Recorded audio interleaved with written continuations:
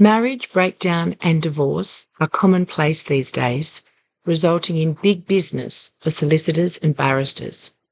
They make huge amounts of money off the misfortune of others, and there's very little empathy or understanding from them regarding the situation you may find yourself in.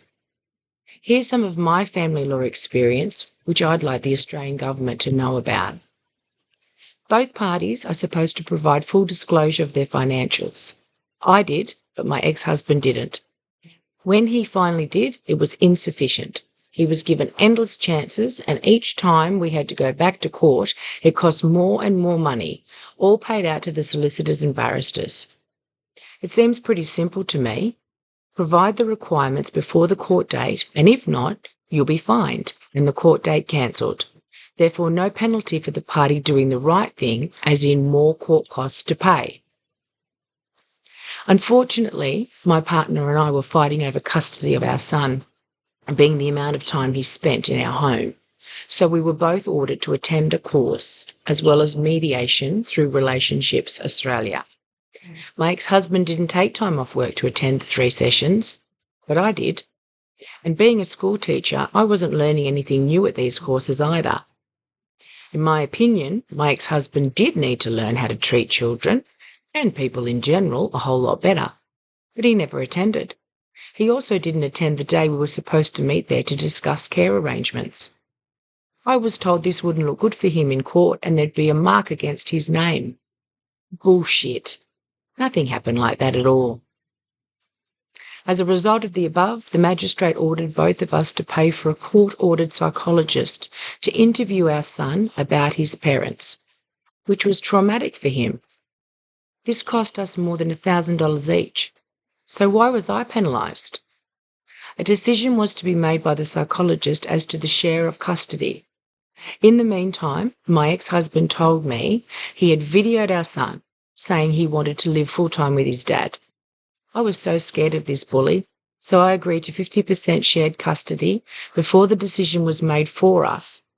But the $1,000 wasn't refunded. My solicitor didn't tell the magistrate this had happened either. He felt it wasn't important.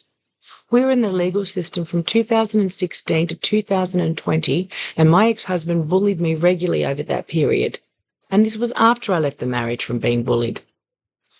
Police were involved a number of times, and my solicitor refused to tell the magistrate any of this. What? Being bullied during a family law matter isn't important? To me, it's pretty simple. If one person doesn't provide financials, there should be a very clear consequence. Something like an extra 20% of settlement funds awarded to the other party. Same with non-attendance to an ordered course, or any other orders for that matter. You get 25% custody, meaning weekends only. Laws are created for good people who would ordinarily do the right thing anyway, whilst wrongdoers are given endless exceptions and exemptions. This is how the solicitors and barristers make big money. Rather than the magistrate giving a punishment, they make both parties come back to court over and over again. And this is why I call it the injustice system. When you do arrive at a settlement amount, no one polices this either. If your partner agrees to indemnify you in case you're sued by his business partner, nothing happens when he doesn't follow the court orders. You have to take him back to court for this to happen, so the solicitors and barristers can be paid again. 5 years ago, my legals came to $150,000, and that was with discounts.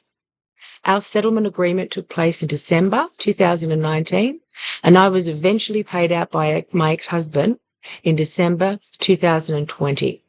At least the magistrate ordered he pay interest on the amount. Laws are created for good people who would ordinarily do the right thing anyway, whilst wrongdoers are given endless exceptions and exemptions. These laws actually create bullies and allow them to continue on. The best way I've found to deal with a bully is to expose them, but be prepared for them to up the ante. My hope is for the Australian government to start understanding the impact of these laws on everyday people and change them. If you're stuck in family law right now and need support, please reach out to me via my email address. The systems are broken.